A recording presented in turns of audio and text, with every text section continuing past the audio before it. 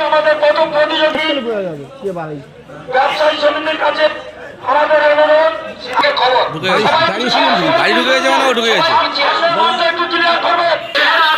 আপনারা করতালির মধ্য দিয়ে চিৎকারের মধ্য দিয়ে আপনারা পুষ্পবৃষ্টি অনুধ্বনি সংকোধনের মধ্য দিয়ে তাদেরকে